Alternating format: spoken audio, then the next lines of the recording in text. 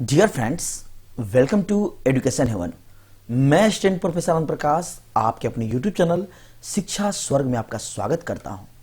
Friends, आज का सुविचार है, उम्मीद और विश्वास का छोटा सा बीज खुशियों के विशाल फलों से बेहतर और शक्तिशाली है। फ्रेंड्स, अपने आप पे बिलीव होना बहुत जरूरी है।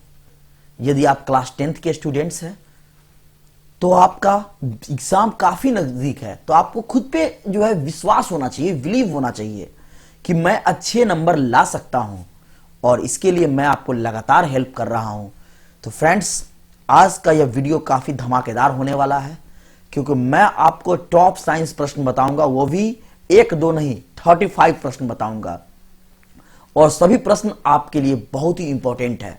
हो सकता है इससे आपको 15 से 20 नंबर आपके एग्जाम में आ जाए, इतना इंपॉर्टेंट है। लॉन्ग प्रश्न भी है और शॉर्ट भी है। तो फ्रेंड्स, यदि आपको मेरा वीडियो अच्छा लगता है, हेल्पफुल लगता है, तो आप मेरे चैनल को सब्सक्राइब करें, वह बेल आइकन दबा दें ताकि आने वाले वीडियो की नोटिफिकेशन पहले आपको मिल सके। वह लाइक करें, शेयर करें और कमेंट जरूर करें। कमेंट से आपके कमेंट से हमें मोटिवेशन मिलता है, जिसके लिए मैं आपके लिए इस तरह की बेहतरीन वीडियो उपलब्ध कराता हूं।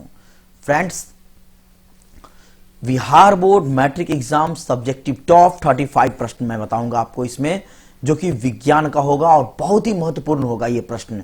ऐसे प्रश्न जो आपके एग्जाम में एक नहीं दो दो तीन तीन बार पूछा गया है, ये सभी प्रश्न, और इस बार उम्मीद है कि इसी में से ढेर सारे प्रश्न आपके एग्जाम में पूछे जाएंगे। तो लॉन्ग प्रश्न भी है और शॉर्ट भी है, यानी कि 2 अंकीय भी है और 4-5 नंबर का भी आपका प्रश्न है, 5 मार्क्स वाला भी प्रश्न है। तो चलिए शुरू करते हैं आज का इंपॉर्टेंट सेशन।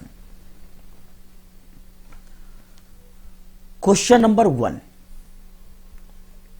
वायु प्रदूषण के कारकों के नाम लिखे। आंसर, वायु प्रदूषण के कारक इस प्रकार हैं। पहला, कार्बन डाइऑक्साइड गैस, दूसरा कार्बन मोनोऑक्साइड गैस, तीसरा सल्फर डाइऑक्साइड गैस। है तो बहुत सारा, लेकिन ये तीनों आपके इंपॉर्टेंट है एकदम। वायु प्रदूषण के ये तीनों जो है मुख्य कारक है। नेक्स्ट, क्वेश्चन नंबर 4, संचारण से आप क्या समझते हैं? हमारे दैनिक जीवन में इसके प्रभावों को लिखिए। संचारण का हमारी जिंदगी में क्या प्रभाव है? चलिए आंसर, जब कोई धातु अपने आसपास अम्ल, आर्द्रता आदि के संपर्क में आने के बाद संक्षारित हो जाती है, तब इस प्रक्रिया को संक्षारण कहते हैं। क्या कहते हैं? संक्षारण।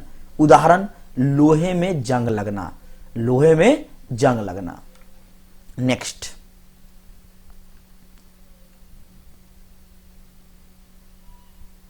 क्वेश्चन नंबर 3, नाभिकीय संलयन और नाभिकीय विखंडन में क्या अंतर है?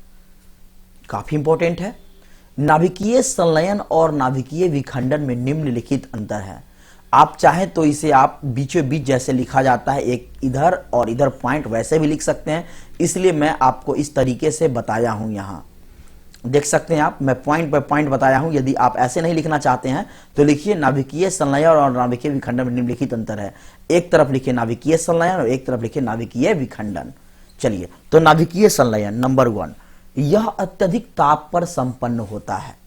नंबर 2, यह प्रोटॉन द्वारा प्रेरित होता है, प्रोटॉन द्वारा प्रेरित होता है। नंबर 3, यह श्रृंखला अभिक्रिया नहीं है। तो यह था आपका नाभिकीय संलयन। अब विखंडन देख लेते हैं। नाभिकीय विखंडन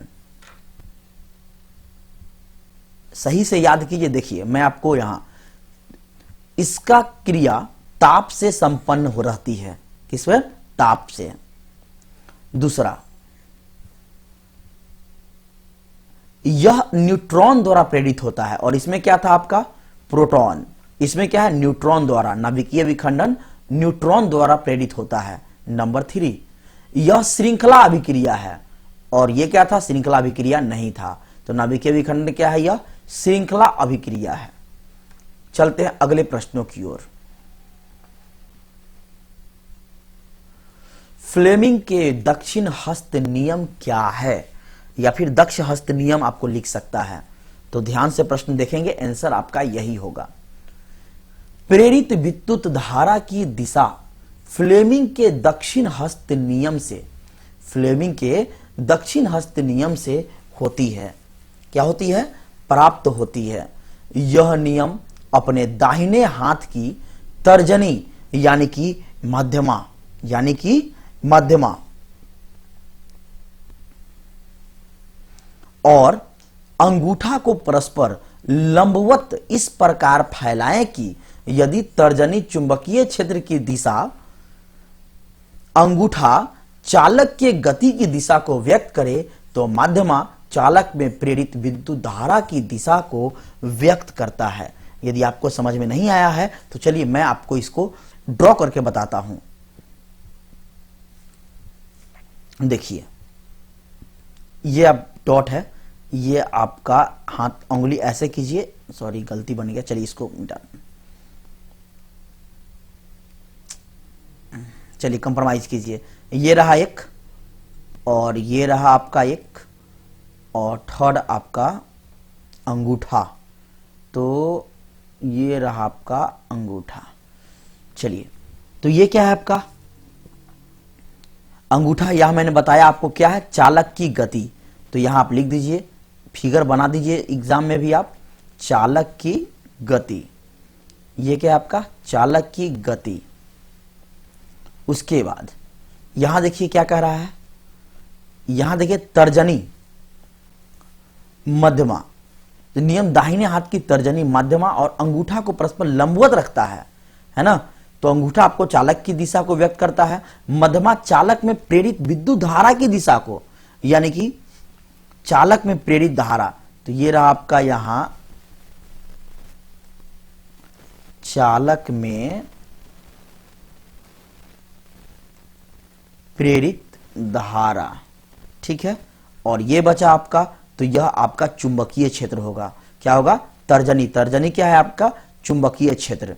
तो यहां लिख दीजिए आप चुंबकीय क्षेत्र।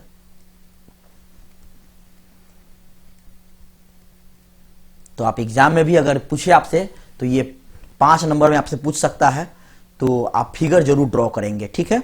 तो चलते हैं अगले प्रश्नों की ओर।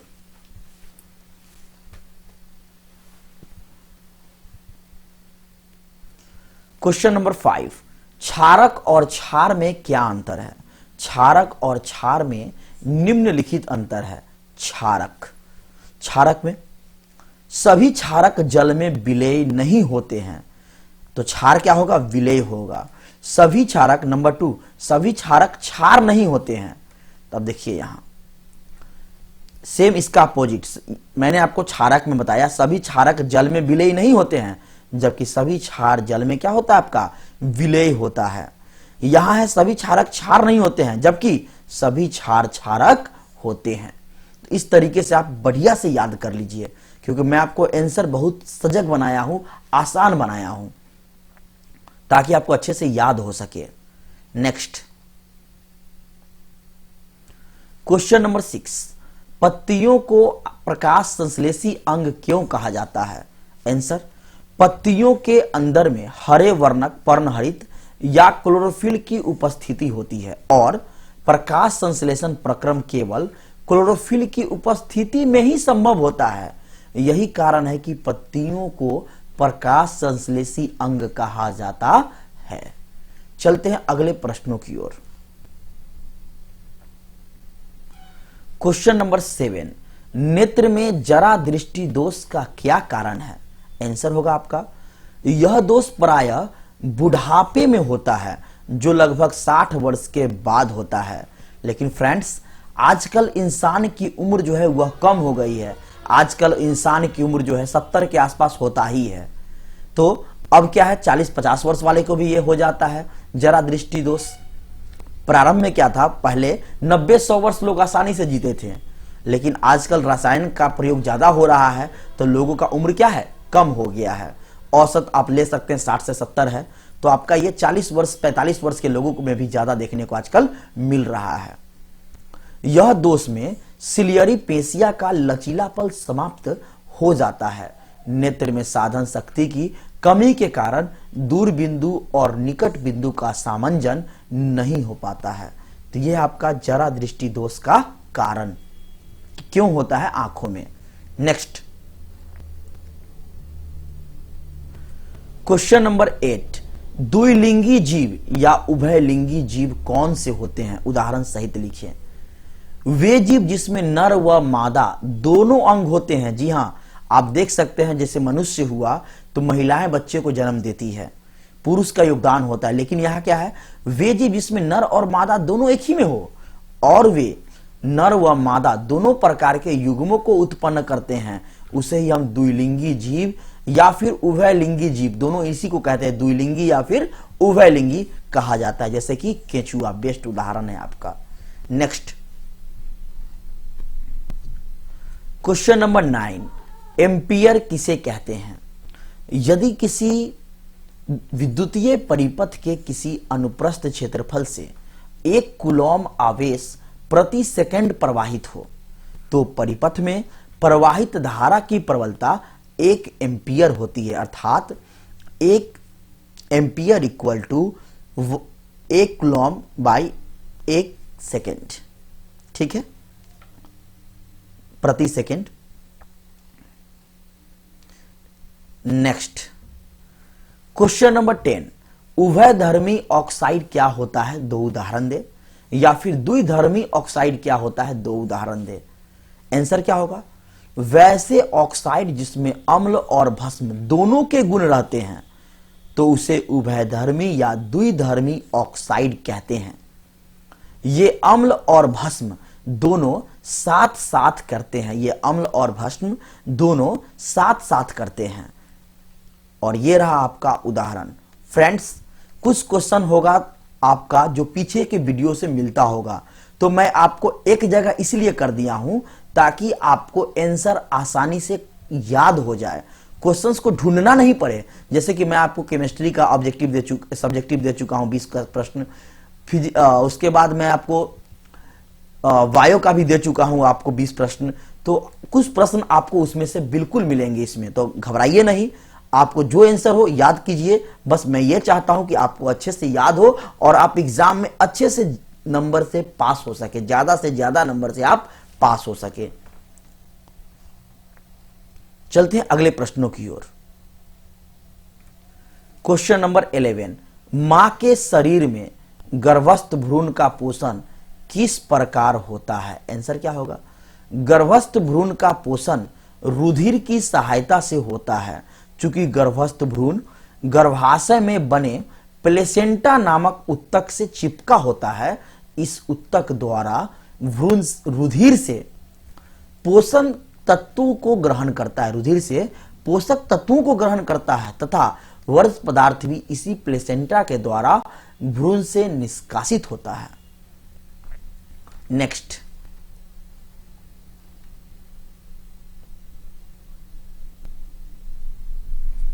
क्वेश्चन नंबर 12, अपघटन अभिक्रिया किसे कहते हैं। इसी का दूसरा नाम क्या है, वियोजन अभिक्रिया किसे कहते हैं। उदाहरण सहित लिखे या उदाहरण दे या एक उदाहरण दे, ऐसा ही आपका प्रश्न पूछेगा। चलिए आंसर, वैसी अभिक्रिया जिसमें किसी यौगिक के बड़े अणु के टूटने से 2 या 2 से अधिक सरल यौगिक बनते हैं। देखिए, बड़े अणु के टूटने से 2 या 2 से अधिक सरल यौगिक बनते हैं।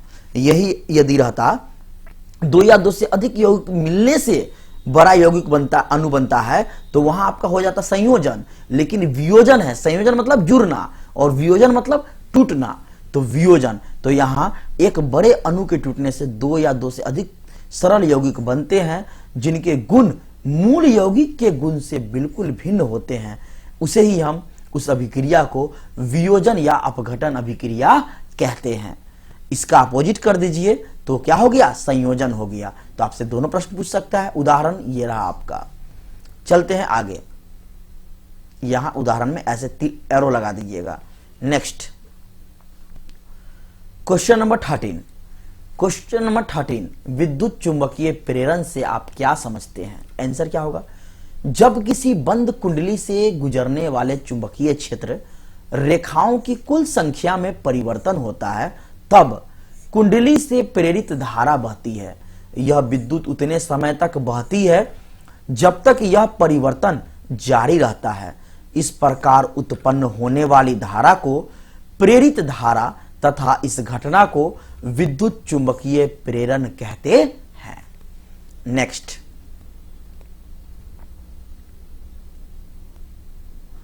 क्वेश्चन नंबर 14, संयोजी इलेक्ट्रॉन क्या है? सोडियम परमाणु में स्थित संयोजी इलेक्ट्रॉन की संख्या लिखिए। आंसर क्या होगा आपका? किसी तत्व के परमाणु में बाह्यतम कक्षा में उपस्थित इलेक्ट्रॉन को संयोजी इलेक्ट्रॉन कहा जाता है। सोडियम परमाणु का परमाणु संख्या कितना है? 11 है। अतः इसके पहले कक्षा में 2, दूसरे कक्षा में 8 और अंतिम कक्षा में 1 इलेक्ट्रॉन होते हैं। अतः सोडियम के संयोजी इलेक्ट्रॉन की संख्या कितना है? तो 1 है। और ऐसे प्रश्न आपके ऑब्जेक्टिव में भी आते हैं, वस्तुनिष्ठ प्रश्न में भी पूछे जाते हैं, सो ध्यान से याद कीजिए। नेक्स्ट,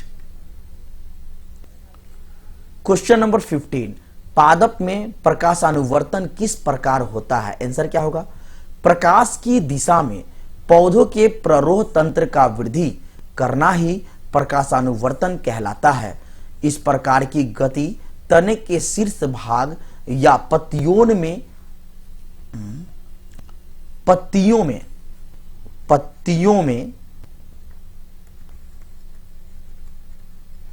स्पष्ट दिखती है। नेक्स्ट, क्वेश्चन नंबर 16, ऋतुस्राव क्यों होता है या ऋतुस्राव किसे कहते हैं? ऋतुस्राव से आप क्या समझते हैं? ये प्रश्न कुछ भी पूछे, आंसर आपका यही होगा ऋतुस्राव पर। चलिए, अंडोत्सर्ग के पूर्व गर्भाशय में परिवर्तन होता है। क्या होता है? परिवर्तन होता है। सबसे पहले गर्भाशय का अंतः स्तर जिसमें रक्त वाहिकाओं का संपर्क होता है वह नष्ट हो जाता है। इस स्तर के स्थान पर नया स्तर बन जाता है। पुराना अंतः स्तर नष्ट हो जाने के बाद योनि द्वार से रक्त के रूप में 3-4 दिनों तक बहता रहता है। इसे ही हम ऋतुस्राव कहते हैं। क्या कहते हैं? ऋतुस्राव, या फिर पीरियड जिसको बोलते हैं, पीरियड बोलते हैं, एमसी बोलते हैं, मेंस्ट्रुएशन साइकिल। तो फ्रेंड्स, आप समझ गए होंगे ऋतुस्राव क्या होता है। चलिए, नाम आपको बदल भी दे तो आप आंसर सही लगाएंगे या लिखेंगे। ऐसे भी कुछ प्रश्न पूछ सकता है, महिलाओं में मासिक धर्म क्यों होता है? मैं यहां लिख देता हूं आपका, महिलाओं में मासिक धर्म क्यों होता है, कैसे होता है, या फिर कितने दिनों का होता है? 3 से 4 दिन मैंने आपको बताया। नेक्स्ट प्रश्न, क्वेश्चन नंबर 17, नाभिकीय विखंडन किसे कहते हैं? उदाहरण दे। आंसर क्या होगा? जब एक बड़ा नाभिक 2 या 2 से अधिक हल्के नाभिकों में टूटता है तो इस प्रक्रिया को हम नाभिकीय विखंडन कहते हैं, जैसे कि थोरियम, यूरेनियम इत्यादि। नेक्स्ट, क्वेश्चन नंबर 18, विरंजक चूर्ण क्या है? इसके गुण और उपयोगों को लिखिए। आंसर क्या होगा? यदि शुष्क बुझे हुए चूने को जब क्लोरीन गैस से अभिक्रिया कराई जाती है, शुष्क बुझे हुए चूने को जब क्लोरीन गैस से अभिक्रिया कराई जाती है तो विरंजक चूर्ण बनता है। अब इसके गुण और उपयोग, तो चलिए, ये रहा आपका गुण। विरंजक चूर्ण जो है यह जल में घुलनशील है लेकिन पूरी तरह नहीं घुलता है। नंबर 2, यह पीले रंग का चूर्ण है, इसमें क्लोरीन की तीखी गंध होता है। अब विरंजक चूर्ण का उपयोग कहां कहां होगा? चलिए, यह भी आप जानिए। उपयोग कागज और कपड़ा उद्योग में होता है। नंबर 2, पेयजल के रोगाणु को नष्ट करने में होता है। नंबर 3, क्लोरोफॉर्म बनाने में इसका प्रयोग होता है। तो आपका ये ऑब्जेक्टिव में भी काम आएगा और सब्जेक्टिव में भी काम आ सकता है। और यही सब प्रश्न आपके 5 नंबर में, मतलब कि दीर्घ उत्तरीय प्रश्न में पूछे जाते हैं। नेक्स्ट, क्वेश्चन नंबर 19, रेलवे का सिग्नल लाल रंग का क्यों होता है? आंसर, लाल रंग का तरंगदैर्घ्य अधिक होता है, जिसके कारण लाल रंग का प्रकीर्णन बहुत कम होता है और यह रंग कम फैलता है। जब यह रंग कम फैलता है तो कुएं या धुएं में स्पष्ट रूप से दिखाई देता है। इसलिए रेल का सिग्नल लाल रंग का होता है, ताकि कुहासा में भी जो यह अच्छे से दिखाई दे। Next question number 20। जब लोहे की कील को कॉपर सल्फेट के विलयन में डुबोया जाता है तो विलयन का रंग क्यों बदल जाता है? क्यों बदल जाता है? आंसर क्या होगा? कॉपर सल्फेट के जलीय विलयन में लोहे की कील डालने पर लोहा कॉपर सल्फेट के जलीय विलयन से कॉपर को विस्थापित कर देता है, अतः कॉपर सल्फेट का रंग बदल जाता है। क्या होता है? बदल जाता है। फ्रेंड्स, यह वीडियो आपके लिए बहुत ही इंपॉर्टेंट है, हमारे साथ अंत तक जुड़े रहें। मैं आपको सभी आप प्रश्न देखकर आपको अंदाजा हो गया होगा कि कितने इंपॉर्टेंट प्रश्न हैं। कई ऐसे प्रश्न हैं इसमें जो एक बार नहीं 4-4, 5-5 बार आ चुका है आपके एग्जाम में, चाहे वो कंपार्टमेंटल में हो या एनुअल में। इतने इंपॉर्टेंट प्रश्न हैं ये। तो फ्रेंड्स, यदि आपको लगता है कि मैं आपके लिए मेहनत कर रहा हूं तो उन दोस्तों को बताइए जिनका एग्जाम है। आप जानते हैं कि आपके लिए 3 दिन बाद एग्जाम है, इसलिए मैं आपको ये मैराथन वीडियो दे रहा हूं सब्जेक्टिव प्रश्न का, ताकि आपको इसका लाभ मिल सके और आप एग्जाम में ज्यादा से ज्यादा अंक उठा सके। तो अपने दोस्तों के साथ शेयर करें और मेरे चैनल को जरूर सब्सक्राइब करें। तो चलते हैं अगले प्रश्नों की ओर। Question number 21। प्रकाश के अपवर्तन के नियम लिखिए। तो प्रकाश के अपवर्तन के 2 नियम हैं। पहला, आपतित किरण, अपवर्तित किरण तथा आपतन बिंदु पर अभिलंब तीनों एक ही तल में होते हैं। तीनों एक ही तल में होते हैं। नंबर 2, जब एक ही रंग के प्रकाश की किरण किन्हीं 2 माध्यमों के सीमा तल पर तिरछी आपतित होती है तो आपतन कोण की ज्या तथा अपवर्तन कोण की ज्या का अनुपात एक नियतांक होता है और इसी नियतांक को दूसरे माध्यम का पहले माध्यम के सापेक्ष अपवर्तनांक कहते हैं और इस नियम को हम स्नेल का नियम भी कहते हैं। फ्रेंड्स, ये आंसर में थोड़ा 2 लाइन बड़ा लिखा हूं ताकि आपका एक प्रश्न और क्लियर हो जाए कि स्नेल का नियम किसे कहते हैं। तो आप आंसर यहां से यहां लिख दीजिए, हो गया। यदि आपसे ये प्रश्न पूछता है तो इसलिए मैं इसको 2 लाइन बढ़ाकर लिखा हूं। चलते हैं अगले प्रश्नों की ओर।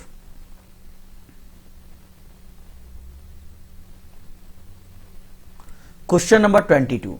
उत्सर्जन क्या है या किसे कहते हैं, या उत्सर्जन से आप क्या समझते हैं? इसके 2 प्रमुख अंगों के नाम दें। आंसर, शरीर में उपापचयी क्रियाओं द्वारा बने नेत्रजनीय अपशिष्ट पदार्थों का शरीर से बाहर निकालने की क्रिया को उत्सर्जन कहते हैं, जैसे कि फेफड़ा, वृक्क, त्वचा इत्यादि। Next question number 23। आयोडीन की कमी से कौन सी बीमारी होती है, वह कैसे? यह भी क्वेश्चन पूछ सकता है आपको। डॉक्टर हमें आयोडीन नमक का प्रयोग क्यों करने को कहते हैं, या आयोडीन बीमारी क्या है? क्वेश्चन को समझेंगे और आप आंसर लिखेंगे तो आंसर यही होगा। आंसर है आपका, अवटु ग्रंथि को थायरॉक्सिन हार्मोन बनाने के लिए आयोडीन आवश्यक होता है। हमारे शरीर में प्रोटीन और वसा के उपापचय की थायरॉक्सिन कार्बोहाइड्रेट नियंत्रित करता है। यह वृद्धि के संतुलन के लिए आवश्यक होता है। यदि हमारे भोजन में आयोडीन की कमी भी रहेगी तो हम ग्वाइटर से ग्रसित हो सकते हैं। किससे? ग्वाइटर से।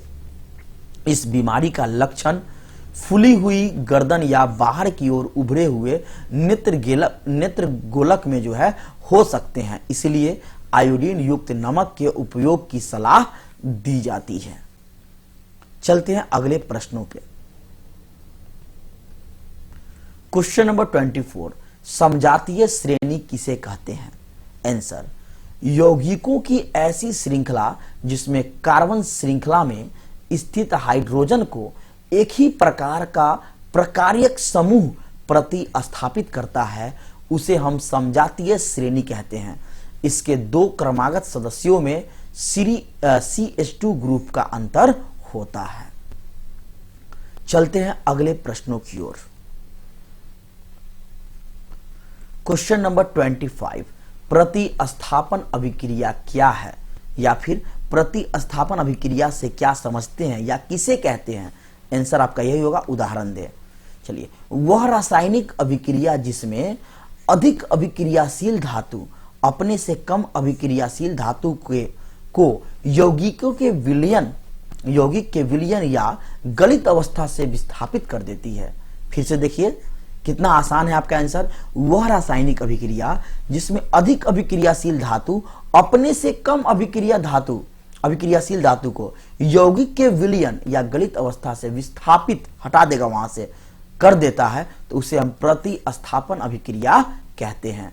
और ये रहा आपका एग्जाम्पल। Next,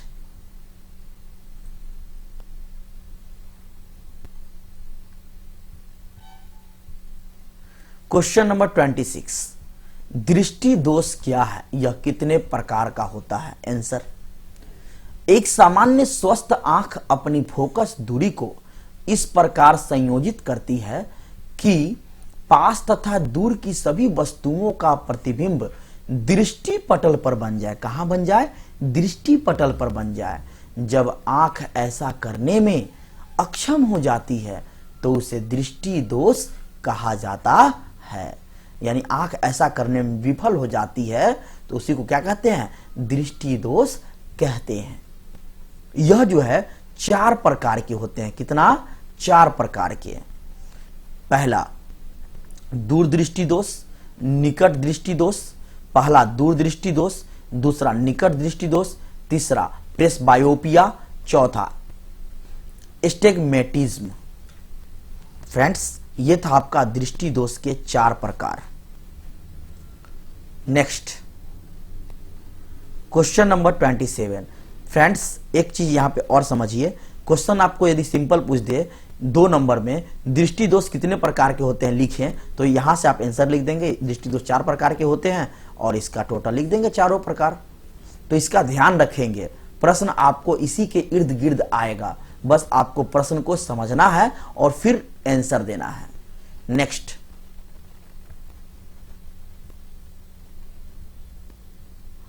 question number 27। हम वाहनों में उत्तल दर्पण को पश्च दृश्य दर्पण के रूप में वरीयता क्यों देते हैं। अब देखिए, इस प्रश्नों को 3 से 4 बार अलग अलग तरीकों से पूछा गया है। हम वाहनों के पीछे के दृश्य देखने के लिए उत्तल दर्पण का प्रयोग क्यों करते हैं, या फिर गाड़ी के साइड मिरर में जो है उत्तल दर्पण का प्रयोग क्यों होता है। ऑब्जेक्टिव पूछा गया है कि गाड़ी के साइड मिरर में किस दर्पण का प्रयोग होता है, तो उत्तल दर्पण। तो ध्यान से पढ़िए और ऑब्जेक्टिव सब्जेक्टिव दोनों क्लियर कीजिए। तो चलिए, आंसर क्या होगा? हम वाहनों में उत्तल दर्पण को पश्च दृश्य यानी पीछे के दृश्य दर्पण के रूप में वरीयता देते हैं। उत्तल दर्पण को क्यों देते हैं? क्योंकि यह सदैव सीधा प्रतिबिंब बनाता है। नंबर 2, इसका दृष्टि क्षेत्र भी बहुत अधिक होता है, अर्थात ये अन्य दर्पणों की तुलना में बहुत बड़े क्षेत्र को देखने में क्या होते हैं? समर्थ बनाते हैं। फ्रेंड्स, यदि आप बाइक चलाते हैं या फिर बाइक पर बैठे होंगे तो देखिए होंगे काफी दूर तक आपको नजर आता है ये दर्पण में, काफी यह दूर तक नजर आएगा आपको, है ना। ये बड़ा क्षेत्र को कवर करता है, इसलिए गाड़ी के साइड मिरर में जो है इस दर्पण का प्रयोग होता है। Next, question number 28। नाभिकीय ऊर्जा का क्या महत्व है। आंसर, नाभिकीय ऊर्जा का महत्व इस प्रकार है। नंबर 1, प्रति इकाई द्रव्यमान की बड़ी मात्रा में ऊर्जा उत्पन्न होती है। नंबर 2, नाभिकीय ऊर्जा का उपयोग कैंसर जैसी घातक बीमारी में भी उपचार के लिए होता है। यह भी आपका ऑब्जेक्टिव निकल गया। किस बीमारी में? कैंसर में। नंबर 3, इसका उपयोग विद्युत उत्पन्न करने में भी होता है। नेक्स्ट,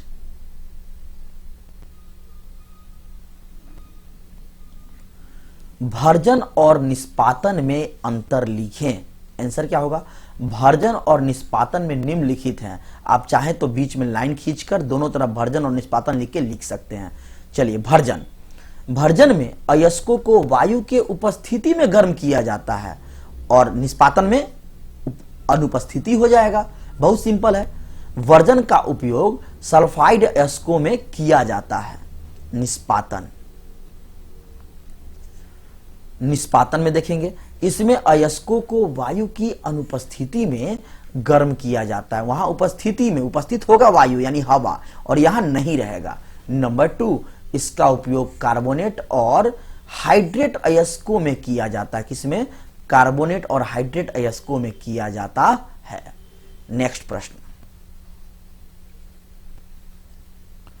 क्वेश्चन नंबर 30, एस्टर के उपयोगों को लिखिए। एस्टर के उपयोग निम्नलिखित है या इस प्रकार है।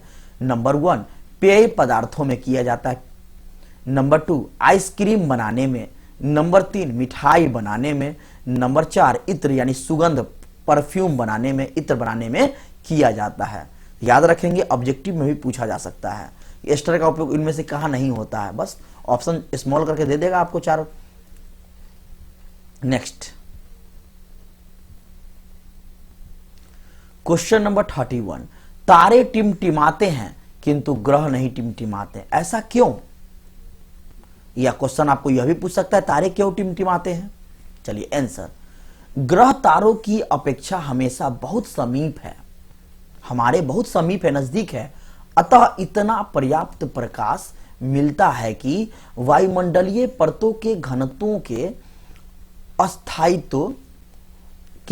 अस्थायित्व के प्रभाव के चलते प्राप्त किरणों की संख्या में अपेक्षाकृत कम ही कमी आती है और वे लगभग अस्थायी रूप में चमकते दिखते हैं।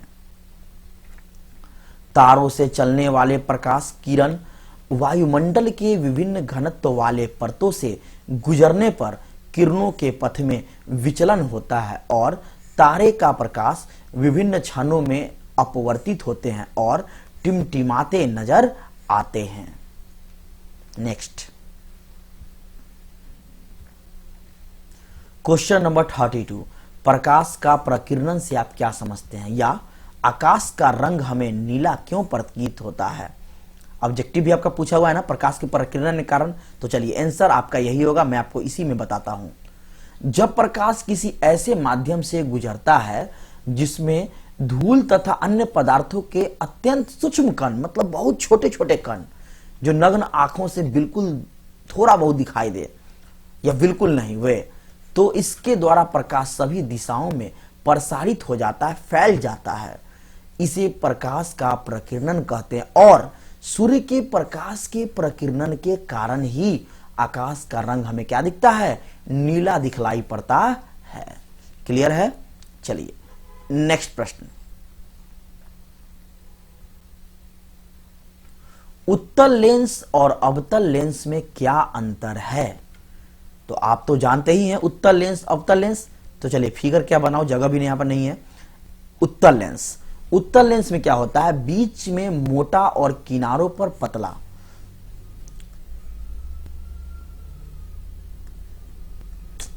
थोड़ा गलती बन गया, चलिए बना लीजिएगा क्योंकि पेन काम नहीं कर रहा है। चलिए इसको, चलिए उत्तल लेंस और अवतल लेंस में निम्नलिखित अंतर है। उत्तल लेंस बीच में मोटा और किनारों पर क्या होता है? पतला होता है। इसमें अक्षर बड़े आकार के दिखाई देते हैं, अक्षर बड़े आकार के, और इसकी फोकस दूरी धनात्मक होती है। क्या होती है? धनात्मक होती है।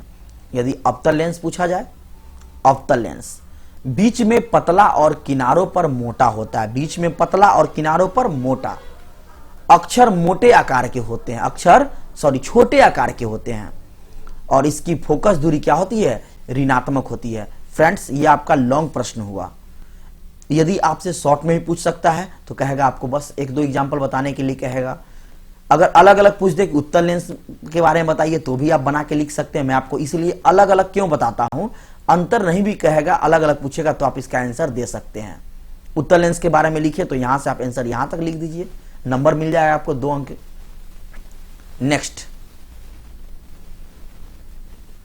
क्वेश्चन नंबर 34, अवतल दर्पण, उत्तल दर्पण और समतल दर्पण को छूकर एवं बिना छुए कैसे पहचान करेंगे?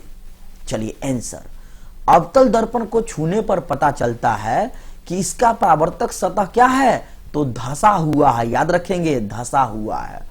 उत्तल दर्पण का परावर्तक सतह छूने पर मालूम चलता है उभरा हुआ है, निकला हुआ है। और समतल दर्पण का परावर्तक सतह समतल होता है। क्या होता है? समतल होता है। तीनों दर्पणों के फोकस के भीतर एक वस्तु पिन को बारी बारी से रखा जाता है।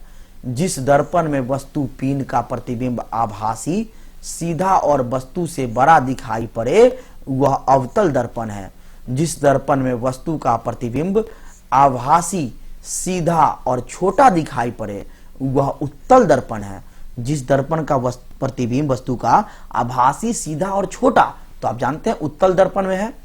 वह जिस दर्पण में वस्तु का प्रतिबिंब आभासी, सीधा और वस्तु के आकार के बराबर दिखाई दे तो वह कौन दर्पण है? समतल दर्पण है, जिसका प्रयोग हम फेस देखने में करते हैं। चलिए नेक्स्ट क्वेश्चन नंबर 35, आज का आखिरी प्रश्न। अवतल, उत्तल और समतल दर्पण के दो दो उपयोग। अब इसी प्रश्न को आपको 3 प्रश्न बन जाता है। अवतल दर्पण के उपयोग बताइए, उत्तल दर्पण के उपयोग बताइए, समतल दर्पण के उपयोग बताइए। तो आपको आंसर इसी में से खोज के लिखना है। मैं आपको एक जगह बता दे रहा हूं और एक नहीं कई उदाहरण है इसमें। तो चलिए पहले हम लोग अवतल दर्पण के बारे में देखते हैं उपयोग।